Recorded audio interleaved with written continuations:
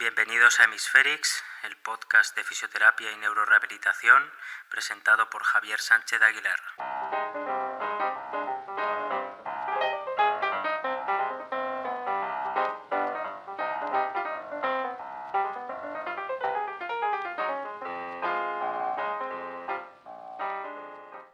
En el episodio de hoy vamos a hablar de la paradoja neuroanatómica funcional de la lesión medular, que si bien puede ser un concepto novedoso, no es más que una de las traslaciones específicas de la paradoja estructura-función e incluso de la paradoja clínico-radiológica.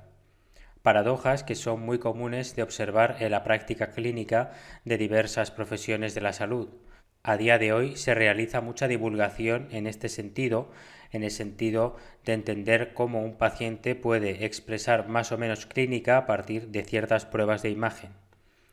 En el caso del daño neurológico, cualquier terapeuta habrá experimentado que hay pacientes con lesiones muy grandes, pero que tienen unas capacidades funcionales sorprendentemente altas, y viceversa. Pacientes con, por ejemplo, un ictus lacunar muy pequeño, pero que presenta grandes alteraciones neurológicas, grandes déficits. La paradoja estructura-función se puede observar en una variedad de patologías neurológicas que incluyen lesiones agudas como el ictus o el traumatismo cráneoencefálico y enfermedades neurodegenerativas como la esclerosis múltiple. Por ejemplo, en el caso de la esclerosis múltiple, hay individuos sanos que pueden ser diagnosticados de esclerosis múltiple asintomática, en la que existen anomalías radiológicas compatibles con la desmielinización en el cerebro, pero los individuos no presentan déficit neurológico. En este episodio vamos a intentar resumir un artículo muy interesante de Karim Fouad y colaboradores del año 2020, donde se exploran los mecanismos de esta paradoja en el contexto de la lesión medular, así como distintas soluciones para comprender mejor los factores que influyen en la recuperación funcional. Vamos a hablar de conceptos interesantes como el de elocuencia de la médula espinal, metainflamación o redes afectadas por la lesión. El punto central de este artículo y de este episodio es que el tamaño de la lesión no lo es todo en la lesión medular, como en otras patologías. Aunque se considera que es el predictor más confiable del resultado después de una lesión neurológica, es fácilmente comprobable que lesiones de tamaño similar pueden ocasionar déficits y recuperaciones muy diferentes. Por eso solemos sorprendernos con algunos pacientes, tanto en positivo como en negativo, y quizás es porque hay mucho más allá del tamaño de la lesión original, como el tipo de rehabilitación realizada o los procesos de plasticidad en los circuitos remanentes. Si nos adentramos un poquito en la paradoja estructura-función, vamos a ver que tiene una relevancia crucial para el pronóstico. Es algo tácito para los profesionales que atendemos a lesionados medulares que hay pacientes que no se quedan con la misma categoría de lesión medido con la escala ASIA. Incluso hay pacientes que, siendo categorizados de un ASIA A, es decir, de una lesión completa en fase aguda, pueden mejorar hasta un nivel D, por ejemplo, que reflejaría una lesión incompleta. Se estima que hasta el 25% de los pacientes con lesión completa ASIA A se convierten en lesión incompleta durante el primer año después de la lesión. Por el contrario, la recuperación parcial de la función puede ir seguida de una recaída o un mayor deterioro funcional cuyos mecanismos tampoco se conocen bien. Esta paradoja en la lesión medular se ha estudiado mucho en modelos animales, ya que se pueden crear lesiones específicas y ver los déficits que se producen y las recuperaciones que se alcanzan. Y como podemos entender, hay animales que muestran niveles idénticos de recuperación a pesar de tener lesiones de tamaños distintos. Por ejemplo, sabemos que no es lo mismo que los axones reticuloespinales estén conservados o no. Estos axones pueden marcar la diferencia en la preservación de los generadores centrales de patrones para conservar la locomoción. Asimismo, pueden surgir estimaciones engañosas al analizar histológicamente las lesiones ocasionadas en modelos animales. Por ejemplo, la acumulación focal de proteína precursora de amiloide en axones dañados o estresados puede indicar una degeneración axonal inminente, pero estas características patológicas son a menudo transitorias o reversibles. Por tanto, podemos caer en la sobreestimación del tamaño de la lesión.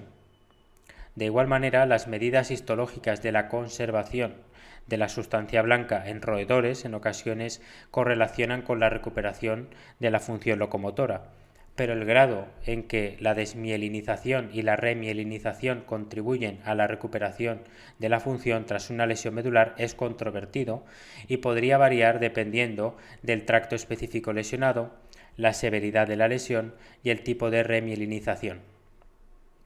Por lo que este análisis de la sustancia blanca conservada también es imperfecto, ya que la sustancia blanca puede ser desprovista de axones, es decir, se ha encontrado que las vainas de mielina intactas persisten en o cerca de los sitios de la lesión, incluso después de que los axones dañados se hayan degenerado.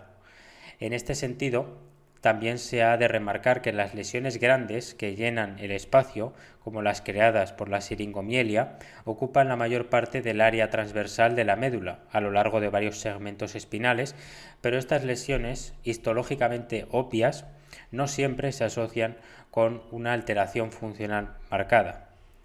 Por el contrario, las pequeñas lesiones focales en la médula pueden causar una pérdida casi completa de la función.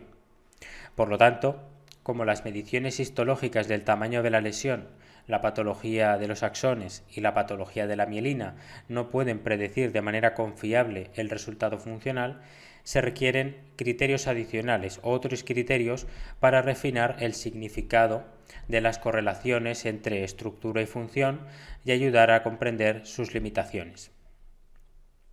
Pasamos ahora a hablar del concepto que avecinábamos antes de la elocuencia de la médula espinal o la médula espinal elocuente.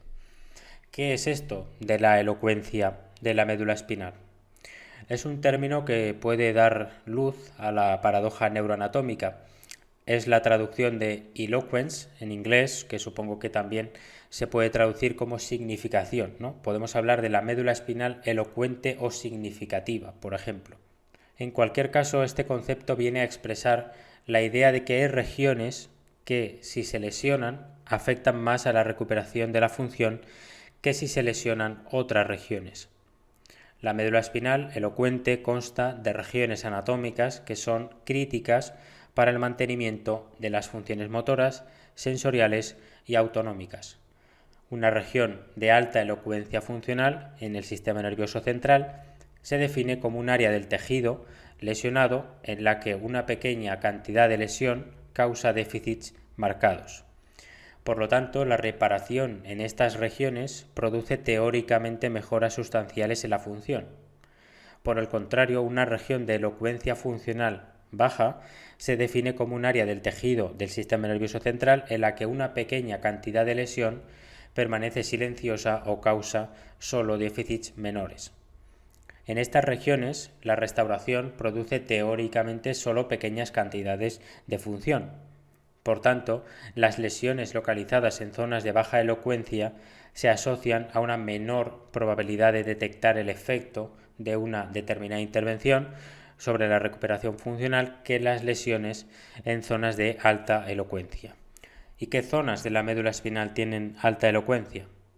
Un ejemplo claro es la red neuronal única que controla movimientos complejos o sinergias motoras, cuyas neuronas se denominan neuronas de codificación de sinergia motora, o NCS.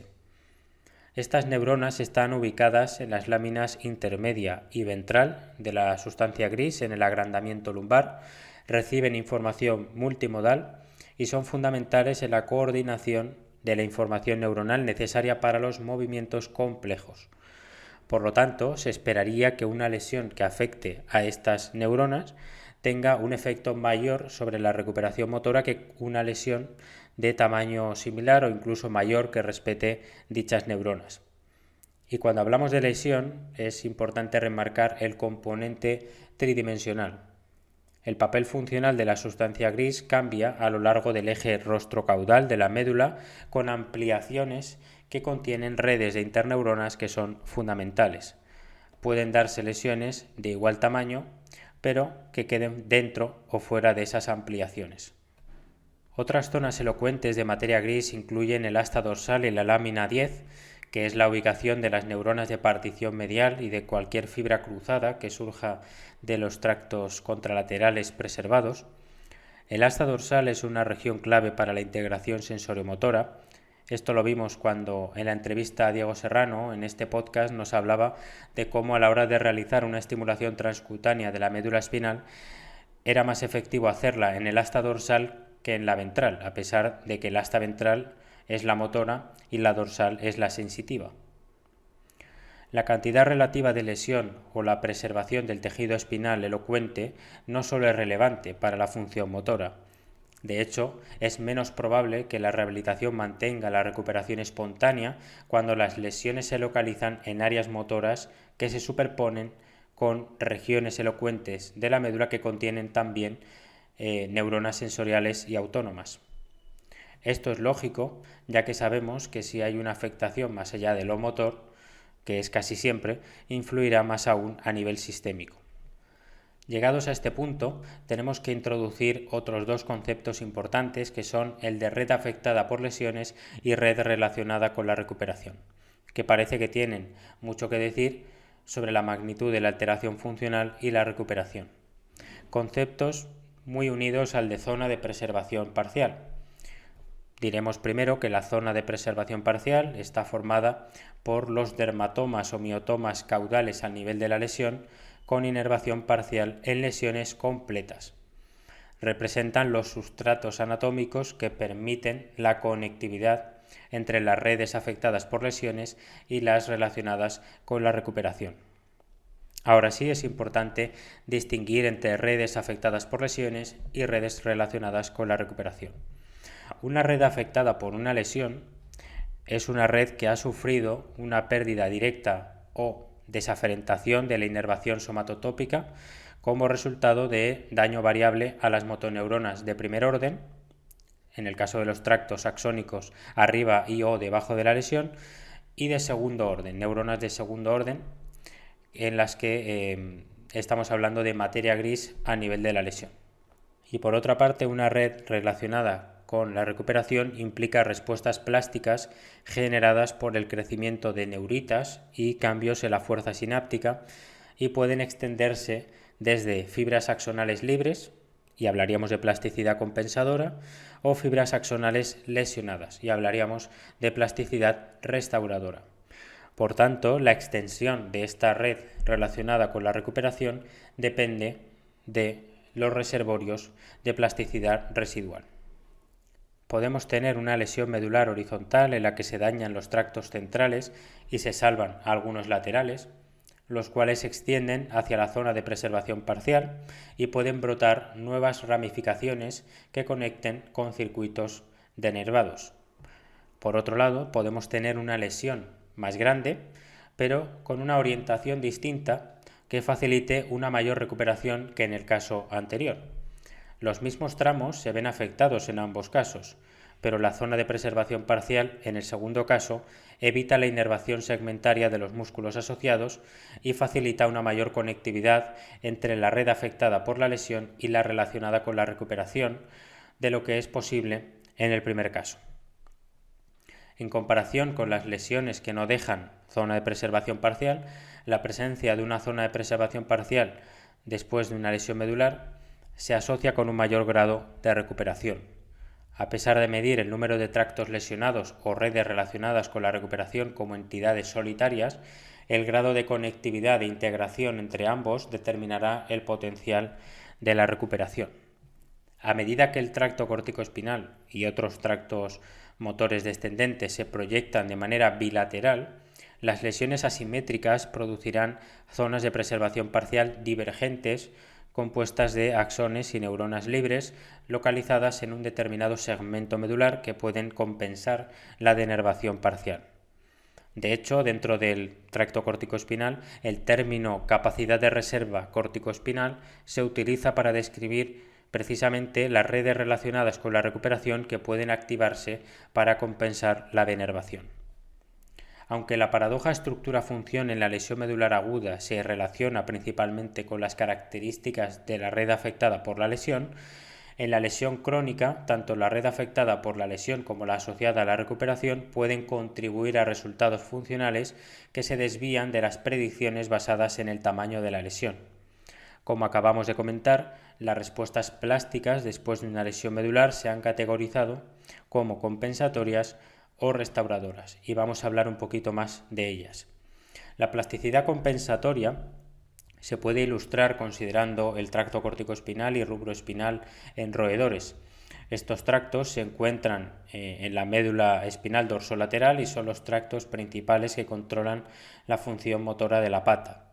La superposición de funciones entre estos dos tractos y la capacidad de uno para compensar la pérdida del otro después de una lesión es sustancial y podría explicar por qué las ratas con pequeñas lesiones cervicales que afectan solo a uno de los tractos puede recuperar la capacidad de alcanzar los gránulos de comida en los días posteriores a la lesión. Por el contrario, las lesiones pequeñas que dañan gravemente ambos tractos provocan graves alteraciones en el agarre. En estos animales, cualquier recuperación que se produzca se puede atribuir principalmente a estrategias de adaptación. En cuanto a la plasticidad restauradora de los axones lesionados, esta consiste en un recrecimiento axonal y una arborización dendrítica formando nuevas conexiones.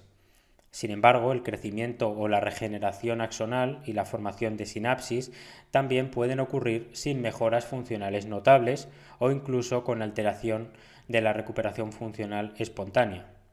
Esta observación ilustra que la paradoja anatómico-funcional se aplica no solo al déficit inducido por la lesión, sino también a los índices anatómicos de recuperación. En este sentido, cuando se intenta correlacionar las mediciones anatómicas del crecimiento restaurativo, es decir, la plasticidad restaurativa, correlacionarla con el resultado, es importante asegurarse de que el tracto o los circuitos que se están examinando puedan respaldar la función que se está midiendo. Al final, determinar qué axones promueven la recuperación de la función y distinguirlos de aquellos que son funcionalmente silenciosos o tienen funciones no deseadas como el dolor o la espasticidad representa una brecha sustancial en nuestro conocimiento actual que debe reducirse si se quieren establecer correlaciones anatómico-funcionales y medidas confiables para la evaluación de la lesión medular. Pasamos a continuación a hablar de otro concepto importante de este artículo, que es el de metainflamación. Sabemos que una lesión medular puede no solo dañar a las funciones motoras, sino que también puede afectar a las sensoriales o las autonómicas. Respecto a la disautonomía que se puede generar, quizás no se ha puesto el interés suficiente, y por eso se utiliza el término metainflamación para reflejar el deterioro de estados inflamatorios impulsados metabólicamente por la lesión medular. En modelos animales y humanos, la metainflamación es el resultado de la pérdida de control del tono simpático transmitido a los órganos que dirigen el metabolismo, como el hígado o el músculo, o que median las respuestas inmunes, como por ejemplo el bazo. Como los procesos inmunes y metabólicos son esenciales y normalmente están estrechamente acoplados, los autores del artículo plantean la hipótesis de que todas o la mayoría de las comorbilidades que afectan a las personas con lesión medular, por ejemplo, infecciones espontáneas en los pulmones o la piel, mal cicatrización de las heridas, enfermedad metabólica o incluso la fatiga, son causadas o propagadas por la metainflamación. A su vez, las consecuencias posteriores de la metainflamación podrían servir como modificadores del resultado funcional, que, solos o juntos, hacen que el resultado neurológico se desvíe de las predicciones. Las infecciones adquiridas son quizás el modificador sistémico mejor estudiado. La capacidad de las infecciones para modificar el resultado neurológico durante periodos prolongados posteriores a la infección se ha verificado de forma independiente utilizando diferentes bases de datos clínicas. Mecánicamente, un inmunometabolismo alterado puede explicar por qué las infecciones influyen en la función neurológica. La fiebre, que se desarrolla después de la infección, se asocia con un metabolismo alterado en el sitio de la lesión y una alteración de la mejoría neurológica. La infección también es un factor de estrés metabólico y puede elevar los niveles de azúcar en sangre. De hecho, en la lesión medular aguda, la hiperglucemia se asocia con la exacerbación del daño medular y la reducción de la mejoría funcional. La evidencia indica que otras consecuencias de la disautonomía, como la disbiosis intestinal, que es la homeostasis alterada de la microbiota intestinal, o los episodios hipotensivos e hipertensivos, pueden deteriorar aún más la función del cordón lesionado. El desarrollo de autoinmunidad postraumática también se ha asociado con una menor recuperación motora. Los autoanticuerpos derivados de los linfocitos B pueden causar lisis celular, muerte celular, o bloquear la conducción nerviosa en axones mielinizados aparentemente intactos.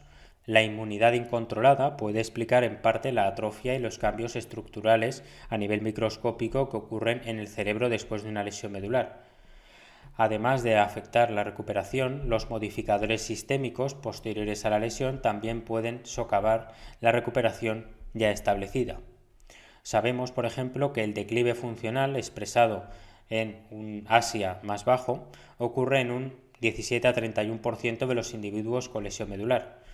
En la mayoría de los individuos, estos declives no pueden explicarse por la neuroanatomía, lo que indica la presencia de mecanismos adicionales. Es probable que las diversas comorbilidades descritas anteriormente sean responsables de ese declive, de ahí que los tengamos más en cuenta. Si hablamos ahora de los efectos remotos de la lesión, brevemente, podemos hablar de que los cambios dinámicos en partes del sistema nervioso central que están alejadas pero conectadas al sitio de la lesión podrían contribuir a la paradoja anatómico-funcional observada y de la que estamos hablando. Aquí es donde entra el término conocido como diasquisis. Se ha demostrado la alteración de la conectividad entre la corteza somatosensorial primaria y la secundaria en una subpoblación de pacientes después de una lesión medular crónica. Después de una lesión medular, la arquitectura y la función neural se degradan en regiones de aferencia o de entrada supraespinal privadas de input, precisamente, de estímulo, lo que permite la formación de conexiones aberrantes. En ese sentido, cada vez se intenta refinar este aspecto de la diasquisis o de los efectos remotos de la lesión a través de biomarcadores de neuroimagen, como se intenta hacer con la puntuación BASIC después de una lesión medular cervical aguda, o con reconstrucciones en 3 dimensiones. El futuro pasa por la combinación de neuroimagen avanzada y enfoques electrofísicos para mejorar nuestra capacidad de vincular la presencia de circuitos indemnes o recuperados con la función del paciente con lesión medular. Para ir terminando el episodio y el resumen de este artículo, vamos a hablar de cómo se puede mejorar el potencial translacional o las predicciones de los resultados funcionales de los pacientes con lesión medular. La paradoja neuroanatómico-funcional en modelos animales y la paradoja análoga clínico-radiológica en humanos confunden o embarran las predicciones precisas de resultados después de una lesión medular. Por eso los autores describen varias estrategias para mejorar el valor predictivo de los modelos experimentales de lesión medular. En primer lugar, tenemos la estrategia de adoptar datos variables. Esta estrategia básicamente se refiere a considerar todos los datos, incluidos los atípicos, en el análisis de las variables. También se puede destacar la importancia de la estratificación en modelos animales y posteriormente en humanos, según la biomecánica de la lesión, y así poder comparar lesiones similares. La segunda estrategia se refiere a la caracterización de redes afectadas por lesiones y asociadas a la recuperación.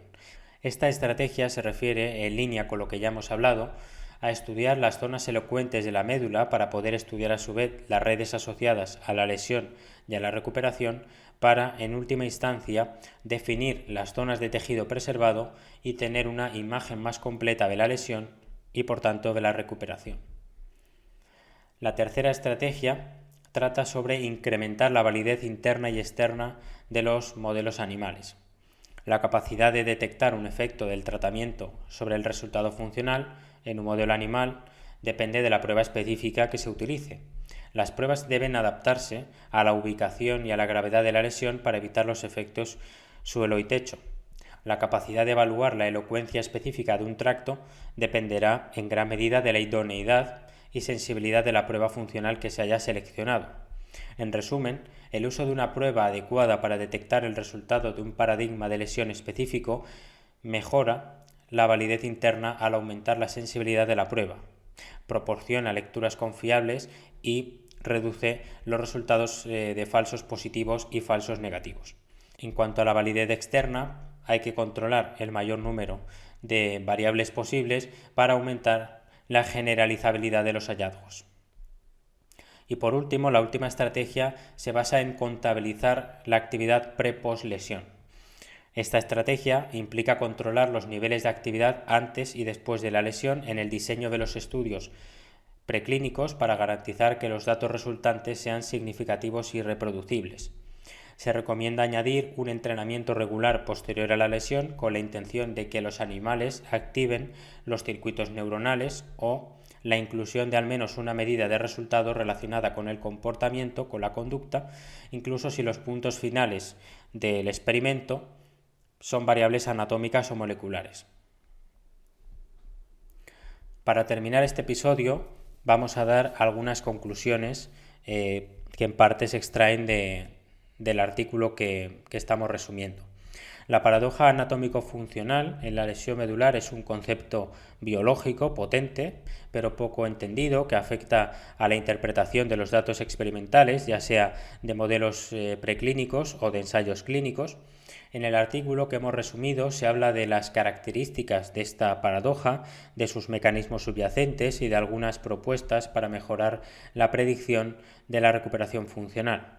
Está claro que estructura no siempre equivale a función, pero hay que ir más allá, ya que no se debe exagerar la evidencia preclínica sobre un determinado fármaco, gen, tipo de células o protocolo de rehabilitación si no refinamos el trasfondo de esta paradoja.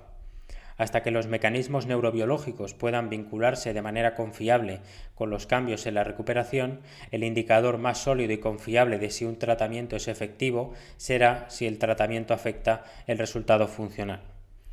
Por eso, la investigación preclínica y de ensayos clínicos se tiene que nutrir constantemente de la clínica diaria, donde los terapeutas observamos las mejoras funcionales de los pacientes. Con estas conclusiones, terminamos el episodio de hoy sobre la paradoja neuroanatómica de la lesión medular. Espero que os haya parecido interesante, que os anime a investigar más sobre este tema y nos vemos la semana que viene.